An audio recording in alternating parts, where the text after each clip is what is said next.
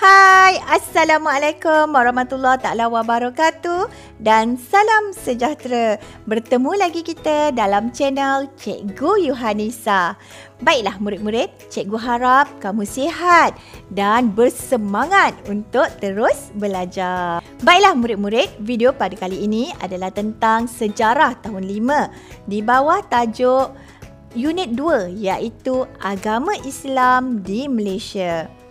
Objektif pembelajaran kita pada hari ini adalah yang pertama, 6.2.1 iaitu pada akhir pelajaran kamu akan dapat memerihalkan latar belakang agama dan kepercayaan masyarakat di tanah Melayu. Yang kedua, 6.2.2 kamu akan dapat menyatakan sejarah kedatangan agama Islam pada zaman Kesultanan Melayu Melaka. Baiklah, seterusnya mari kita lihat yang pertama di bawah tajuk Agama dianuti, kepercayaan dihormati. Untuk makluman murid-murid semua, okey, dalam tajuk ini kamu akan dapat ketahui latar belakang agama dan kepercayaan. Okey, masyarakat pada zaman Kesultanan Melayu Melaka, mereka ini telah mempunyai pegangan agama dan kepercayaan sejak dahulu lagi. Apakah agama-agama tersebut? Jom kita lihat satu persatu. Kita lihat yang pertama, kepercayaan animisma. Okey, baiklah. Penganut agama animisma ini, mereka percaya kepada roh nenek moyang, makhluk halus dan semangat. Seterusnya kita lihat agama Hindu. Dalam gambar rajah ini, gambar apa? Gambar kuil. Agama Hindu ini dipercayai telah dibawa ke tanah Melayu oleh pedagang, kerana pada zaman dahulu pedagang-pedagang daripada India ni suka datang ke tanah Melayu untuk berdagang dia punya rempah ratus. Penganut agama Hindu ini dia percaya kepada kelahiran semula. Baiklah, seterusnya kita lihat agama Buddha. Untuk makluman murid-murid semua, agama Buddha ini juga dipercayai datang ke tanah Melayu melalui aktiviti perdagangan. Penganut agama Buddha ini mereka berpegang kepada jalan 8 lapis mulia. Baiklah murid-murid, seterusnya kita lihat agama Islam. Agama Islam ini dibawa oleh pedagang. Mereka datangnya daripada negara Arab. Biasanya terdiri daripada golongan pendakwah dan ulama. Okey, penganut agama Islam ini mereka percaya ataupun wajib percaya kepada rukun Islam dan rukun iman. Seterusnya kita lihat iaitu agama Kristian. Agama Kristian ini wujud di tanah Melayu setelah kedatangan penjajahan Portugis. Penjajahan Portugis di mana? Di Melaka. Pada masa tersebutlah bila Portugis datang, mereka menyebarkan agama Kristian. Okey, mereka ini, penganut agama Kristian ini mempercayai Yesus sebagai anak Tuhan. Okey, baiklah. Seterusnya mari kita lihat kedatangan agama Islam pada zaman Kesultanan Melayu Melaka. Baiklah murid-murid, apakah bukti arkeologi yang menunjukkan kedatangan agama Islam di tanah Melayu? Murid-murid boleh lihat gambar ini. Gambar yang pertama, iaitu gambar apa ni? Ini merupakan gambar batu bersurat yang dijumpai di Sungai Teresat, Kuala Berang, Terengganu. Batu bersurat ini ditulis pada tahun 1303. Okey, ini merupakan menunjukkan bukti wujudnya agama Islam di Terengganu. Selepas tu ada pula gambar yang ni. Murid-murid boleh lihat ini. Gambar apa ni? Ini merupakan batu bersurat yang dijumpai di Pengkalan Kempas Negeri Sembilan. Batu bersurat ini ditulis bertarikh 1467. Ini menunjukkan bukti kewujudan agama Islam di Negeri Sembilan. Baiklah murid-murid, seterusnya mari kita lihat apakah faktor kedatangan agama Islam pada zaman Kesultanan Melayu Melaka.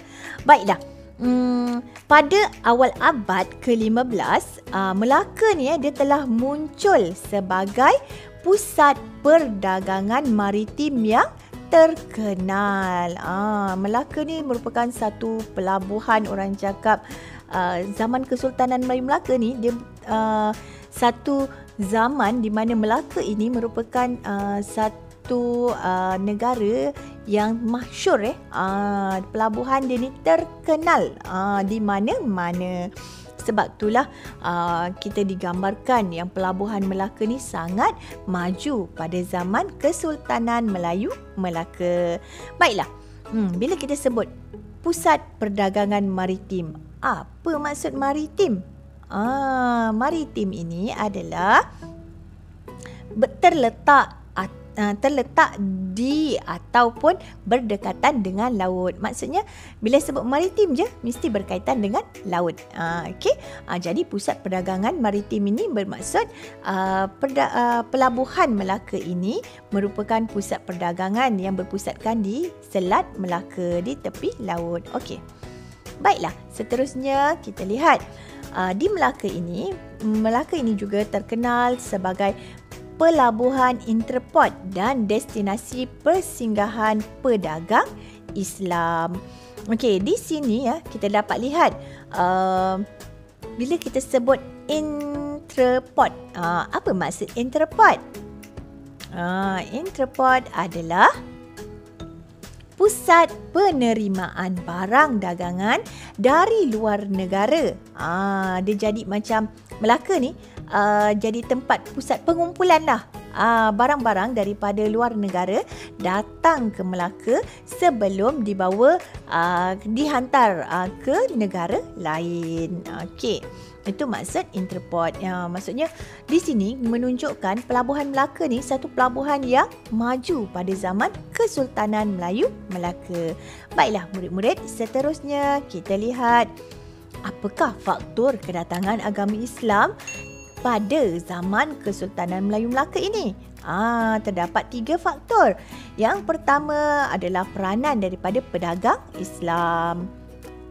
Kita boleh lihat di mana pedagang-pedagang Islam yang datang daripada negara Arab ni biasanya mereka menyebarkan agama Islam melalui kegiatan dakwah. Selain daripada mereka berdagang, mereka juga menjalankan kegiatan dakwah. Seterusnya kita lihat terdapat juga pedagang yang berkahwin dengan rakyat Melaka. Okey, bila dia dah berkahwin dengan penduduk tempatan, secara tidak langsung pasangan dia akan turut memeluk agama Islam. Jadi dengan cara ini agama Islam pun tersebar di tanah Melayu. Seterusnya kita lihat peranan ulama.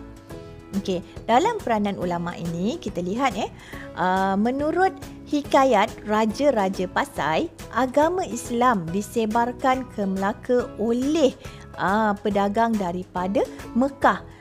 Antaranya adalah kita dapat lihat iaitu Syekh Abdul Aziz yang mengislamkan raja, pembesar dan rakyat Melaka. Itu peranan ulama peranan ulama yang datang ke Melaka. Seterusnya peranan sultan. Sultan juga mempunyai peranan yang besar dalam penyebaran agama Islam pada zaman Kesultanan Melayu Melaka. Apa peranan sultan ni?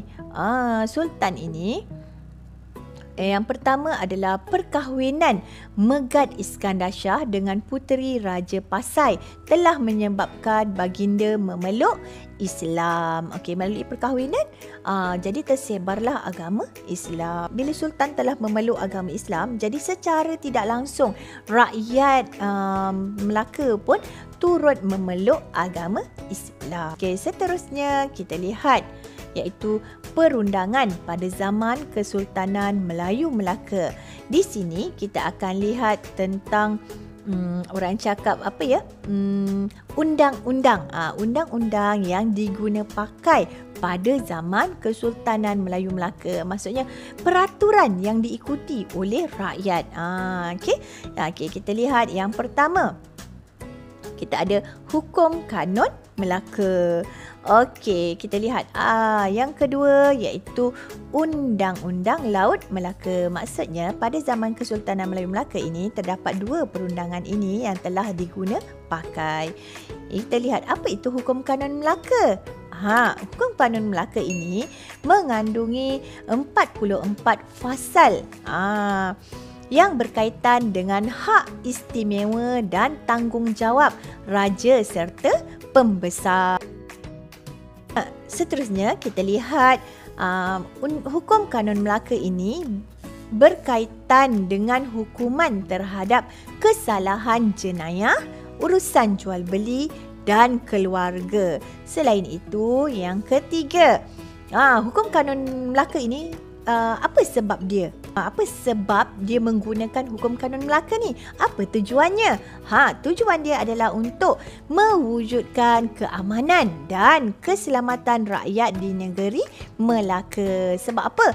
Sebab dia ada menyatakan hukuman kalau berlakunya kesalahan jenayah ataupun kesalahan dalam urusan jual beli ataupun kesalahan dalam kekeluargaan, dia akan ada hukuman. Jadi bila rakyat takut untuk berbuat perkara yang tidak diingini atau perkara membuat kesalahan, jadi secara tak langsung Melaka menjadi negara yang aman. Undang-Undang Laut Melaka pula.